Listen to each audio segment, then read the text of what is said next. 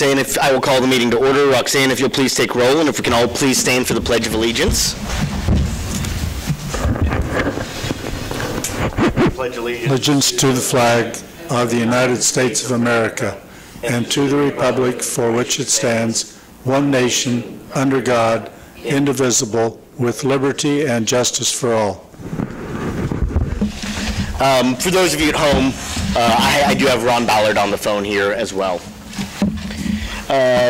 Has council had time to review the agenda? I'll make a motion that we approve the new agenda that was handed out to us tonight. Motion's been made and seconded. All those in favor, please show a voting sign. Ron? Yes. Motion passes. Public comments. Persons who wish to address the City Council regarding items on the agenda may do so as that agenda item is called. Persons wishing to address the City Council regarding items not on the agenda that are under the jurisdiction of the City Council may do so when called upon by the Mayor. Comments on personnel matters, matters pending in the courts, or without said tribunals are not permitted. Speakers are limited to 3 minutes only.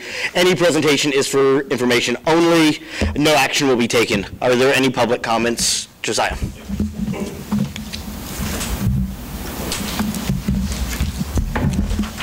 Good evening, everybody. My name is Josiah D'Alvini, and I come to you as the Director of Student Life and Housing at Allen Community College. Just to inform you all of some good news, we have about 170 students already here. They moved in this past weekend.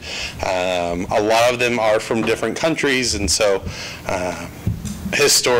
not historically, but in the past, I've had complaints from our international population just about how they've been treated by individuals in the community. So please be be friendly. A lot of these people are in a brand new place, way from home, thousands of miles from home. So they might seem lost, they might seem confused. So please open your hearts, open your minds to them.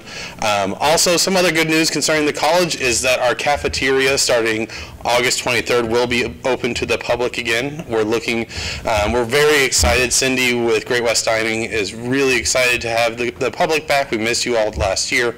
And also with our internationals, once a month we will be doing an international food night, and this is open to the public. And that will be, I believe, the second Tuesday of every month is going to be International Food Night, starting with Australia in September.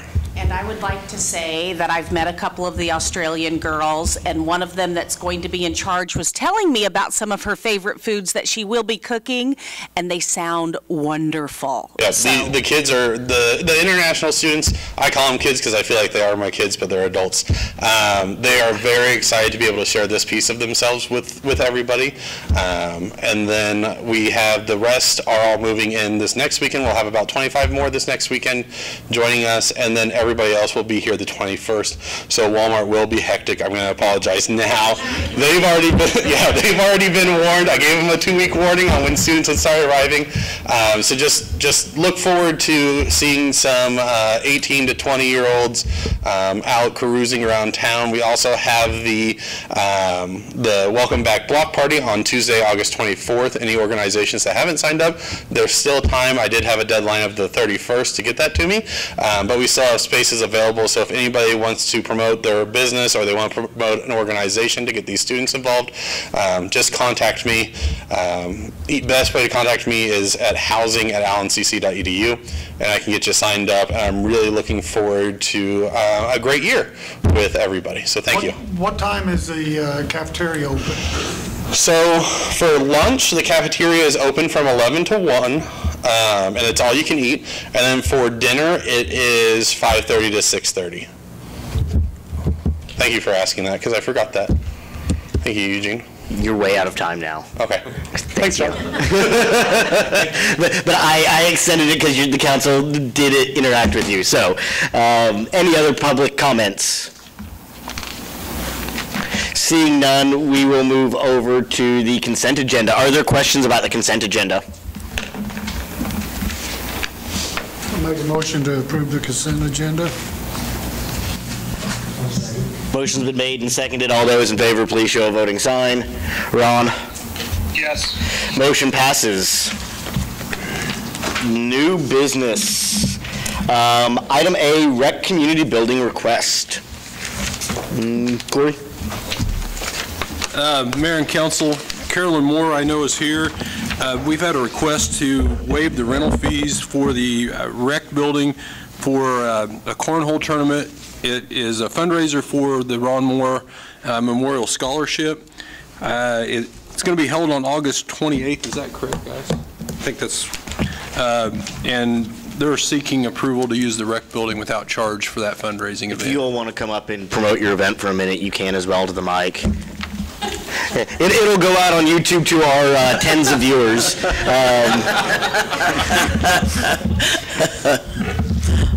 Okay. Basically, just what he said.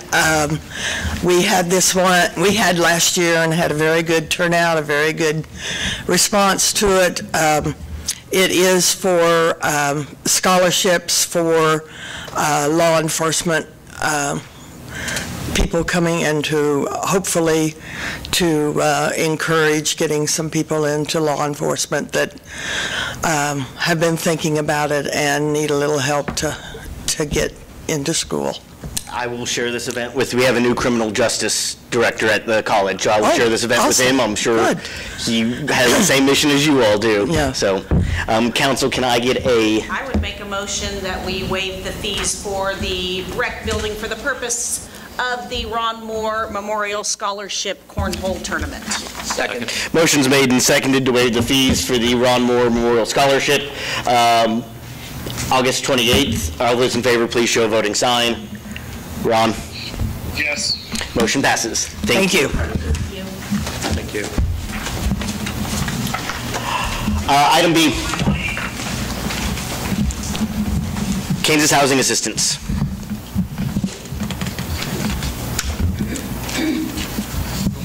No, I'll take it. I'm just getting myself organized here. Yeah. And Corey, you may have to jump in here, but Mayor, this was presented to, actually, I think it's made its way to Corey's desk before it's made its way to mine. But it's an assistance program that originates in Shawnee and Sedgwick County, but it does help with, should you choose to approve the resolution, it does help Iola residents for first mortgage assistance and down payment assistance. All you have to do is approve the documents that are in your packet. There's no financial commitment on the part of the city. The way it was described to me, the city's more just a portal for this program. The questions? Yeah. So this is just basically like a first-time home buyers assistance program? Is that what we're? Yeah. Okay. Right. Okay. Yeah, I think it's a program that just had a lot of usage in Shawnee and Sedgwick County, and so other counties and cities started to copy it. And do you know how our local residents will find out about this? I mean, I know our banks have some first-time mortgage programs, but if you're from Iola, how does this get out? Well, I think it's going to make its way to the banks. Okay. Corey, did you hear anything that I'm not aware of any statewide They didn't marketing give us plan? any idea of how they're going to market it, Steve. They've got a website, and if they would send us some information, we could always put it on Channel 6 or on our Facebook page too to help spread that word. I think anything that gets approved tonight, we can put out on our social media as well. Hasn't the city participated in this same program in the I past? think so, Carl. Something similar to this. I'm not sure it was the same program, but Roxanne and I was talking about that earlier. So I think the Kansas Housing Authority has some way of marketing this to the banks so that the home buyers know that it's available. Can I get a motion here? Make a motion to authorize staff to execute the necessary documents to enroll in the Kansas Housing Assistance Program that is sponsored by the Shawnee and Sedgwick counties. Second. Motion's been made and seconded to authorize the Kansas Housing Assistance Program in Iola. All those in favor, please show a voting sign. Ron? Yes. Motion passes. Item C, setting a public hearing. Yeah, Mayor, this is for the 2022 budget and the revenue neutral rate. That's the fancy new phrase we're going to learn. We'll just call it the RNR for short. This sets the public hearing for our next meeting. we got to do 10 days notice, all that stuff, really everything that's in the packet. I can't say anything more than what's already in there. It's just the next step in the budget approval process. Okay. I think we need 2 motions, right, Roxy? Right. I think we got. I would make a motion. Hold on, Carl has a question here, I think. Oh, I didn't have a question. Okay, go ahead. Going to make a motion. So since we've had our meetings and everything's been put to pen and pencil and everything drawn up, is it all the same as was stated in our last budget meeting? Yes, sir. Yeah, once we publish it, it can't go up. It being the mill levy, it can go down, but it cannot go up 48.003. Yeah, and that hasn't changed since our meeting back in June. Meetings? Yeah. And we're relatively flat, again, for the public, the increases to the library, and that's basically so the library keeps state and federal funds. I'm way willing to raise it that fractional mill so that the library gets state funding, so. Basically Carl, staying flat. do you want to make a motion for us? Yep. Basically staying flat as in the last couple of years. Yes, sir. Okay. I make a motion to set a public hearing for the proposed revenue neutral rate for the 2022 budget at the next regular city council meeting on Monday, August 23rd, 2021 at 6 p.m. at the Riverside Park Community Building. Second. There is a motion and a second to set a public hearing for the revenue neutral rate August 23rd, 2021 at 6 p.m. All those in favor, please show a voting sign. Ron? Yeah. Yes. Motion passes. Okay, and set a public hearing for the proposed 2022 budget for 2022 at the next regular city council meeting on Monday, August 23rd, 2021 at 6 p.m. following the hearing for the RNR at the Riverside Park Community Building. Second. There's a motion and a second to set a public hearing for the 2022 budget on August 23rd, 2021 at 6 p.m. All those in favor, please show a voting sign. Ron? Yes. Motion passes. Item D, solid waste. Yeah, Mayor, this is the ordinance to amend the solid waste fee to $12 per month. That would be a $1.50 increase as we discussed at previous budget meetings. I think as I've shown to you all, it's a necessary step to take for that fund. And this is just the ordinance to approve that, and it will become effective immediately. $12 is still cheaper than a lot of surrounding towns. Yes, it is. Especially for twice a week. For twice a week, Right. exactly. And the fall and spring cleanup. And leave And the pickup. loaner truck program on the weekend. Right. And anytime we have a bad storm, That's right. so. And the Pretty good leaf, service. the leaf pickup in the fall too. Can I get a motion here? I make a motion that we Approve the general ordinance 3500, setting a new residential solid waste collection fee and authorize the necessary second. All those in favor of passing ordinance 3500, please show a voting sign. Ron? Yes. Motion passes. Item E, natural gas. Mayor, the same thing as the previous ordinance, another amendment. This would be on the meter charge itself. It will increase to $10.50 a month, and that $3 increase will be across the board for all of our meter charges. Again, it's another necessary financial step for that fund. And this hasn't been touched since, what, 2002, basically? June of 2002, yes. Okay. Can I That get actually says the natural gas rates. That may have been consumption, not, yeah, and this doesn't increase consumption rate. This is just the meter charge. Right, that's one thing that we need to make, stress real strongly to the general public. This is not raising your rates, it's raising the meter charge that we have on all of our meters, That's right. not the consumption rate. Right. Make a motion to approve general ordinance 3501, setting a new rate structure for natural gas customers and authorize the necessary signatures. Second. Motion's been made and seconded to pass ordinance 3501. All those in favor, please show a voting sign. Ron? Yes. Motion passes. Roundtable, Eco Devo. Carl? This is kind of your baby, isn't it? I suppose. I propose that we create a new economic development policy several months ago. I'm not sure exactly what meeting that was, but I did discuss this with Thrive.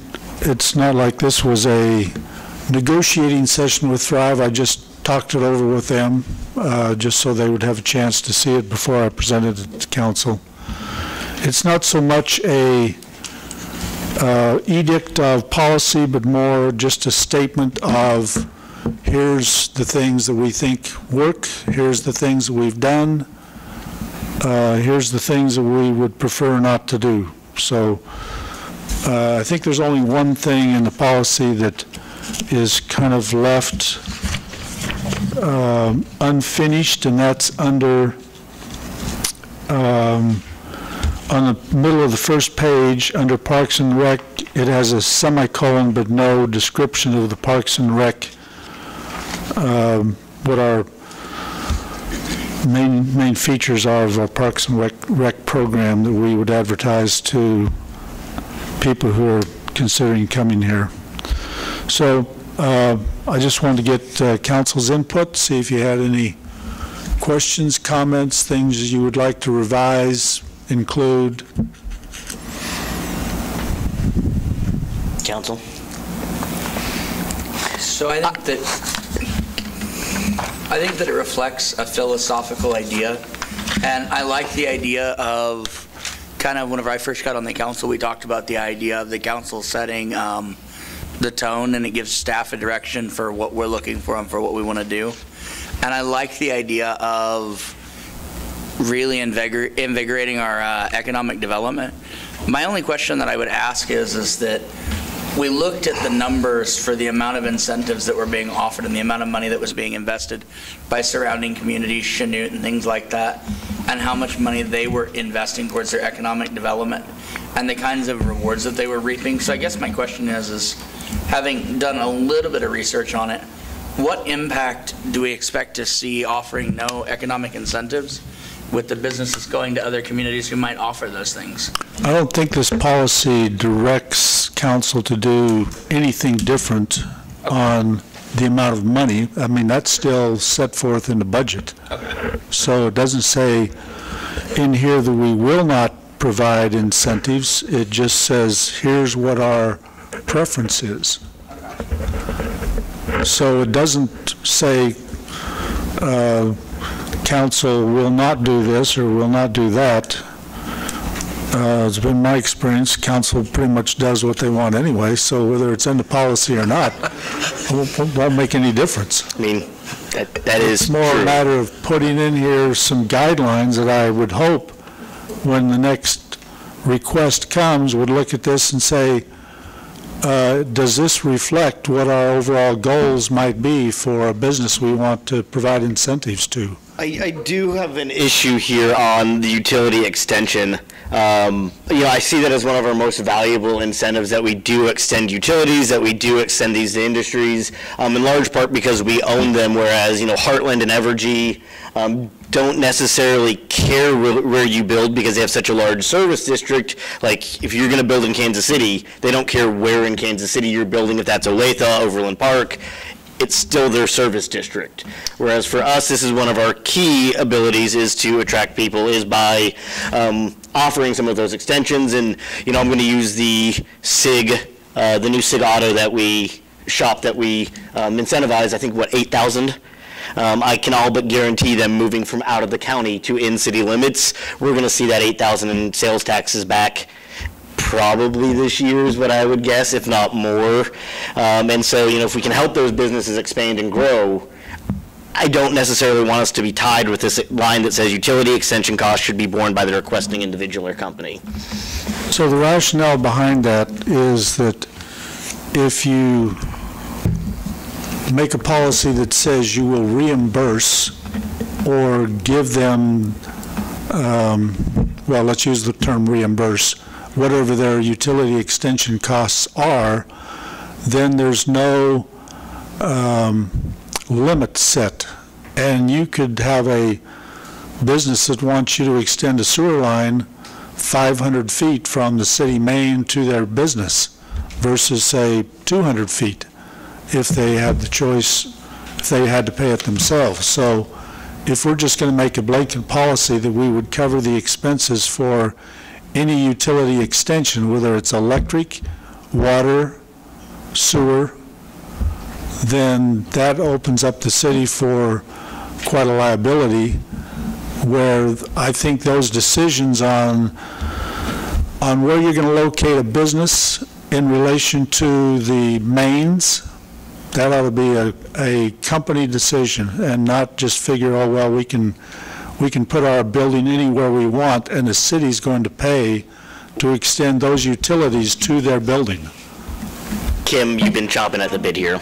No, it's just that, like, okay, on the second page, these last 3 paragraphs, they just seem so negative to me that we're not going to do anything to help anybody, and I don't want that to be the perception that people have, because I think it should, I mean, we're going to have to help to get businesses to come to Iola. We're going to have to offer something. And I think that's where that paragraph, the city offers incentives subject to approval of the city council after review and recommendation by the Economic Development Committee. Maybe it just needs to stop there. And that's where it's at. We're going to offer those after we've reviewed and heard what they're asking. If they're asking for an astronomical amount, we all know we're not going to be able to approve that. If all they need is that sewer line run 100 feet, it's reasonable. That would be a reasonable incentive. So I think we just have to look at it reasonably. Who is the Economic Development Committee then? We don't have one. That would be my concern, is that this would create another body. We need to have a body that would review this in detail before it comes to the council. I think what we've done is we've just had an open-ended policy. Extending utilities is not a common practice among cities. But it's something we can offer over cash. But is that cities that don't own their utilities like we do, so we have that as a viable product to offer, since we don't have 50 factories from Fortune 500 companies that are paying in tons of taxes to have tax incentives. Well, do you think there ought to be a limit on how much the city will pay? Well, of course, and I have concerns in this. Say if this is adopted like this, what if a company is hiring a headhunting group, and their first job is to look for a different city's policies that are in the book? And if I was that headhunter and I read that, well, don't even bother calling Iola. They're already negative. They don't want big government involved. And I like when people step up and take responsibility, but then I feel like if this is in the policy, they may in the beginning look at it as a negative boundary to get around, and they're going to look elsewhere and not even give us a chance. So I have no problem putting something in a policy that indicates, you know, we're a small community, we have limitations in what we can give. What Nancy suggested, I think, is a good proposal, and add something about incentives will depend on the fiscal health of the city at the time the request is made. And I think that lends you to use some common sense when you go into the negotiation phase, and if we have a committee of the city council that looks at EcoDevo. So I'd like to chime in on something right fast. Hold on one second. Gene, go ahead. Ron, you'll go next, and then I'll come back to you, Carl. My concern with this is, I mean, I'm looking at this from a personal, individual standpoint because of my occupation on this housing growth. I mean, to me, if I'm a home builder and I want to come in and build homes, say, you know, are you going to just put the water line 100 feet from my property and I got to run the rest? I mean, to me, this home housing deal needs to be reworded so it's not deterring potential builders from coming in from Iola, because I know one individual that is really wanting to get into Iola and start building homes. And I think the way that housing deal is worded would really deter a lot of people from wanting to build homes in Iola. Well, we have not offered to pay the cost of extending water lines for residential development. That's something the city has not done in the I mean, past. theoretically, the Cedar Brook 1 and 2, and if we talk Cedar Brook 3, I mean, also, I mean, when we talk housing development there, we kind of gave a zero interest loan to the developer in that land grant that he's going to pay us back, but it was still 0% interest. But in general, I mean, that was kind of an exception to policy. I mean, that was the cost for the water lines were paid for through the reimbursement we received from FEMA after the flood. Let me get Ron, though. Ron was going to say something here, too, real quick. Ron? So I guess I'm looking at it maybe from a different point of view.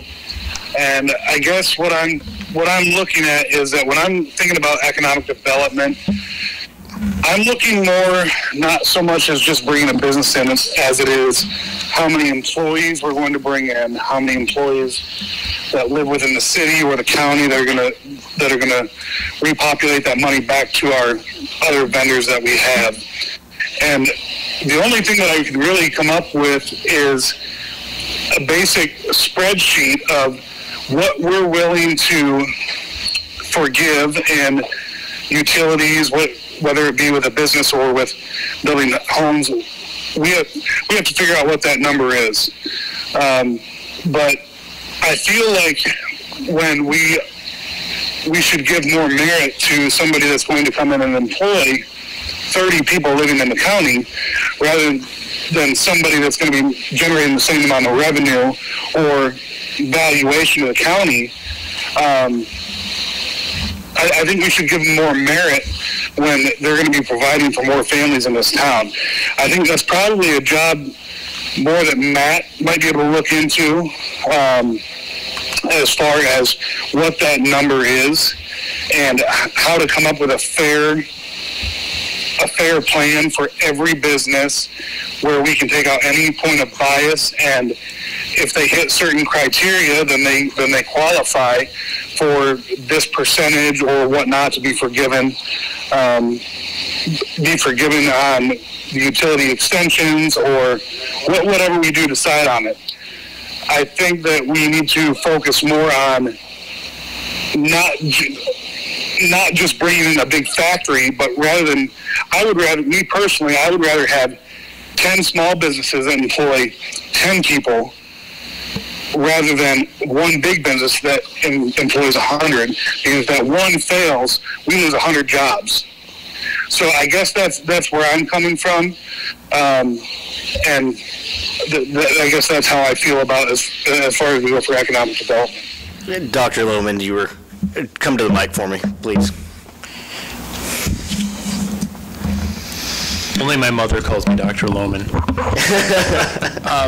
So I really like the idea of the incentives, and I really like Carl's idea of limiting your exposure on this. Would the council consider a suite of incentives? For example, setting up a suite of residential and business incentives such that, you know, these are things that you would pre-approve, that essentially you would rubber stamp. And you could organize it, for example, if you have a business employing 5 or fewer people, or 10 or fewer people, or 20 or fewer, or 50 fewer. And then once you reach the criteria you set, like, for example, number of employees or square footage, or, you know, how much revenue you're going to produce, theoretically, however you want to set that, and then say, you know, we will automatically approve you for these incentives. I mean, rubber stamp them, and then, you know, if you require more, then that would, you know, come before the city council and we'll talk. So that way you have something welcoming for people who just want to browse and look, that you have something in place initially, and then, you know, if they require more, then the council can just consider that. I actually really like that, because not only go on.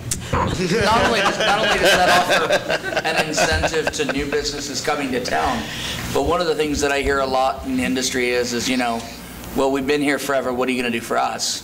And I like the idea of a checkmark-based criteria that says, you know, if you've employed 1 through 5 people, you get this, 10 through 15, you get this, 15 through 20, you get this. And what that does is that establishes benchmarks that say, listen, say Gates, for whatever reason, decides that they're going to expand a division, or, Russell Stover's, whenever they brought in, the expansion of their facility. It gives us a way of also rewarding local businesses for expanding their business here. Like expansion criteria? Yes. Because I've heard that as well. I mean, because the city council kind of did that with like the incentives to improve buildings on the square. If you're going to spend over $5,000, then you'll get a tax break for solar. I think it was the county actually, and do something like that. I don't think we're going to come to a conclusion today on this. I'm going to go ahead and call on Jonathan, because you are officially our Economic Development Coordinator. I appreciate you doing what you've done, drawn up. Yeah. So let's have you chime in here. Yes, I think Nick makes a great point. I think if we create a baseline of incentives, something that businesses that are looking to expand, relocate, whatever, can identify, that's a great start. And then if we need to go above and beyond that, we can do that. The document did concern me because I fear that it paints Iola as a no community, a no city, and we certainly don't want that stigma. Economic development is changing, it's constantly changing, and so if we create these hard and fast rules that this is what it's going to look like, and we stick to those, we may end up missing out on some opportunities. And so I feel like if we're flexible, we have a baseline of incentives that we can turn to, and then if we can turn to some others if needed, that puts us in a pretty good position. Questions on that? I think you hit the nail on the head with that. It is constantly changing, and it's something that I don't think we can have, black or white. We have to have some flexibility, and those of us that have been on long enough have been through this process with different businesses that we've tried to get here, and we know we've had to have some flexibility. Whether we agreed with what we did, didn't agree with it, you have to play the game in order to get some of those businesses here, which is unfortunate, but that is the way it is. That is the way the cookie crumbles. So I don't know that we can have just a cut and dry, this is the policy. We have to have flexibility. I think in general what I'm hearing is the council likes the first page, generally speaking. They have some issues with some of the statements in the second page, but want to move away from that kind of statements into a baseline.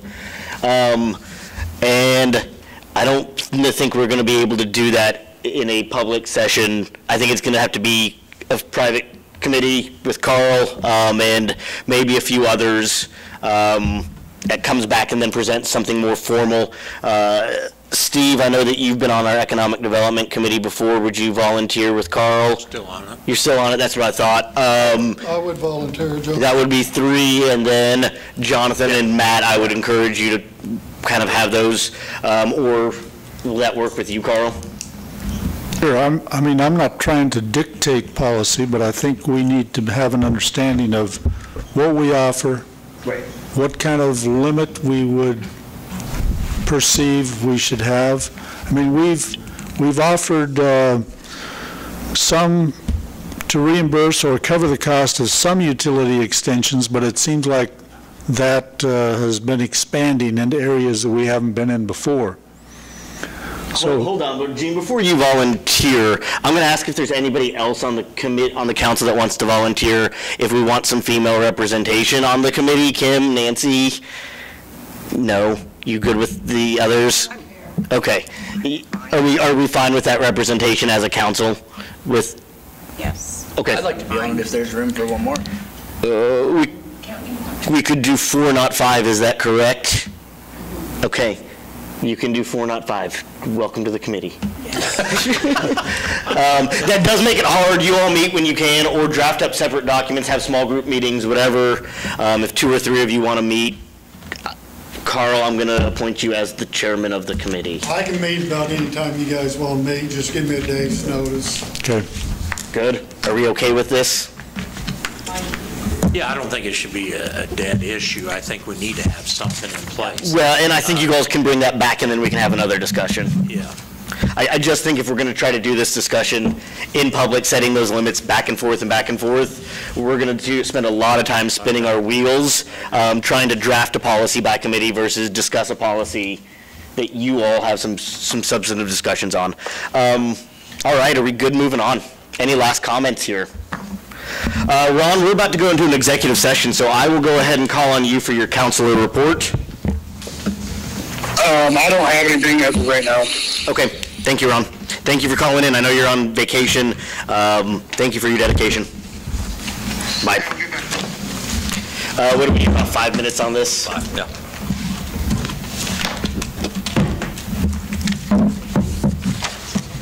Somebody give me an exec for 5.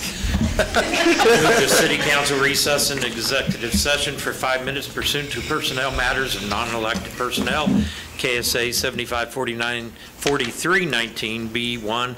The purpose of the executive session is to discuss an individual employee's employment and shall include the mayor, council, city administrator, and assistant city administrator.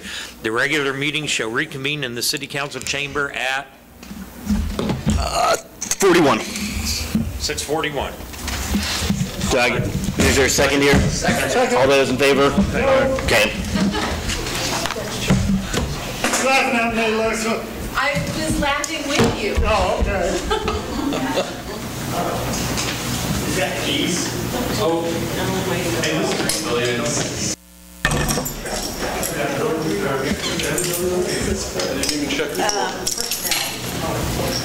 See ya. Bye, guys. Yes, ma'am.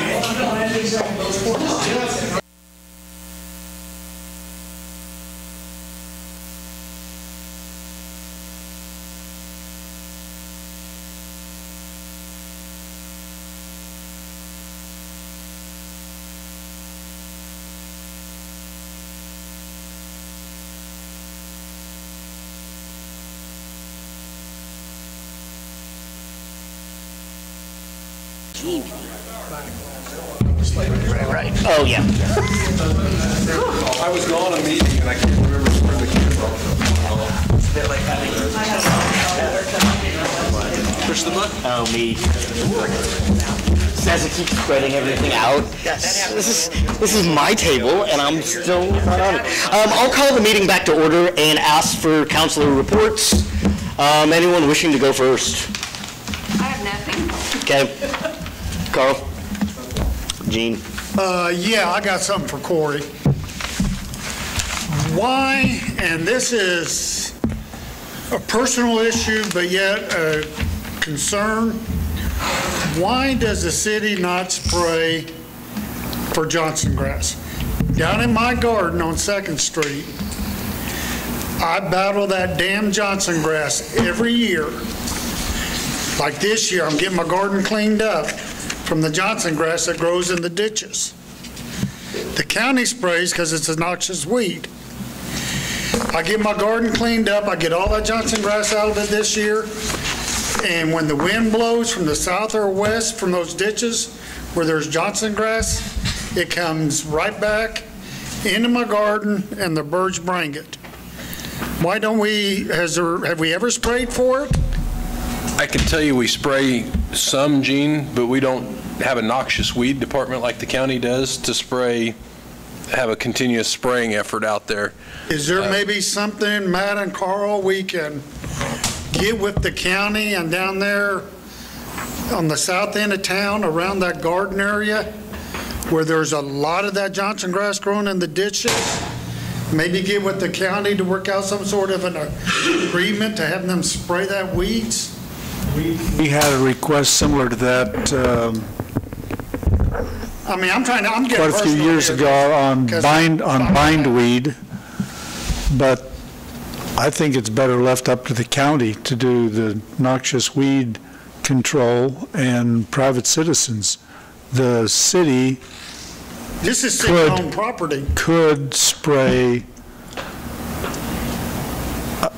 The way the ordinances are written, adjoining property owners are responsible for their portion of the city right-of-way. Well, see, my garden is right in the center. I got a city lot here, city lot here, city lot across the street and city lot back behind me with city ditches. I try to keep it out of my garden area, but the seed's so fine, it just blows back into my garden. Gene, why don't we have Corey and Matt see if the county won't help us out or look into it? Yep. Would be probably the easiest way, and maybe it's just those south lots where the community gardens are. Well, maybe it's just those. Just around the community gardens. We're just talking about the particular lots that the city owns. They're green space lots, Carl, green is what they are. space. They're old flood lots. And I'm assuming you'd have to really pay attention to what you spray down there with food growing. Ooh. If it's a waterway ditch with what's going to run off into the creek, you probably got some. I can tell you what the county sprays will kill everything from what it looks like. Yeah, I know. So, Yeah, 'cause if there's you- probably going to be some concern with. If you spray with more than, Wonder. the problem is you spray with 2,4-D, it'll kill dandelions and stuff like that, but it's not going to touch Johnson grass. So, Well, I killed it with weeds all in my garden this year. The other area that we may want to look into that might be a simpler and healthier solution is let's talk to Green Cover Seed. Local business, they might have an environmentally friendly solution to this. I mean, it's kind of what they do, right? Nick? That's all I got. Okay. Like I said, it's kind of a personal but concern for the general public both. Actually, I had a couple, oddly enough. We had talked about the old nursing home on Walnut. And Matt, you had said that you maybe had gotten in contact with the owners of the property and that I didn't know if you had any communication back from them as far as fixing some of the more egregious errors out there. Oh, they've been boarding up the holes, and I haven't been out since I talked to you. I just know that there were people in the community who were concerned. Boards are up. Okay. And then the other side of it was just wanted to say thanks, everybody. Kind of a crazy summer, a lot of stuff going on, but pretty proud to be an Iolan today. Especially the water guys out at midnight Saturday night, up that line. Josiah, I think, covered a lot of it. Remember, some of these international students, this is probably, and even our regular students, this may be their first time that they are away from home. Some of them are thousands of miles. We have 45, 46 countries or something? We have 24 countries represented this year, a total of 45 represented last year. Okay, 24 different countries, which is nice to bring some diversity into the college and into town, but also remember some of them are used to looking the other way whenever they cross traffic, so keep an eye out for them. Traffic's going the opposite direction here. It seems simple, but if you're not paying attention and it's your first day and you've never been in a country that traffic goes the other way, remember they are still 18, 19. Please keep an eye out, and if you do see them, welcome to the community. Other than that, we're in for another heat wave, so stay cool, stay hydrated. That's one thing. Yes, stay cool, stay hydrated, check on your neighbors, and check on your neighbors' pets and your own pets. Make sure they're hydrated. And again, same thing with the students. Some of these international kids are just the sweetest kids you're ever going to meet. They might not completely understand what you say, and they might not be able to speak the best English. And a lot of them, it's not that they don't understand, but they're very worried about saying something incorrectly. But reach out to them. There's some great kids here. I mean, I've met quite a few of them now, and of course have several in my classes. And that opposite side with the two girls from Australia, that was one of the things we talked about, was the driving and the different sides of the road. And it is something. So, but yeah, there's a bunch of really, really neat kids. So if you get a chance to meet one, make some new friends. Get some. We had a good time last year with our exchange student from Italy, and it just kind of opens your eyes to new things. Steve? The rain out and the rock issue at Cedar Brook Estate, make sure we get on top of that before another rain. And then also at the northeast ditch line at Funston and Miller Road, those rocks have gotten washed out several times, and there's a couple neighbors there that have gone up in their yard and carried the rock back to the ditch line. And we're going to have some washout issues if this heavy rain has become a norm. Something to do on that. And then with regard to the Kentucky Street semi issue, I got another report of 16 semis that were witnessed in about a 3-week period.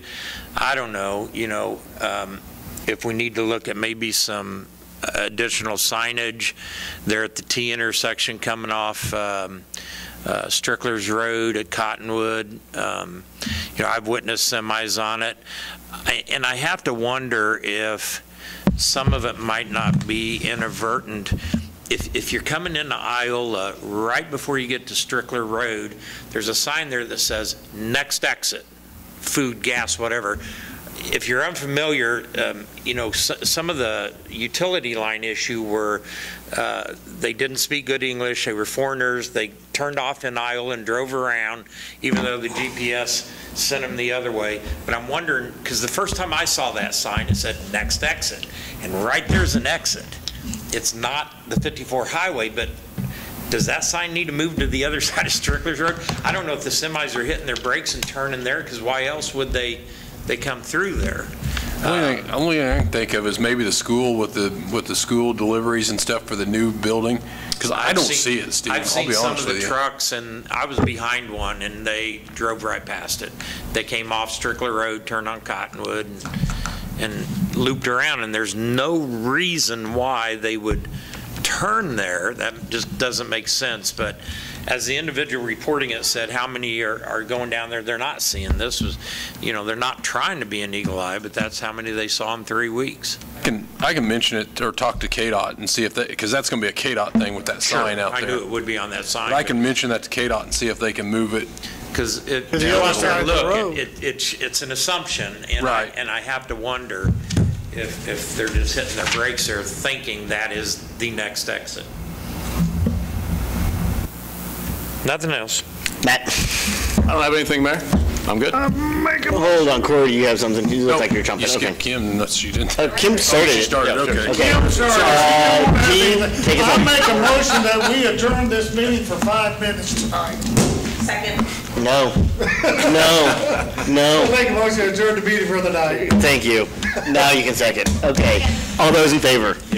All those opposed, men neck as usual.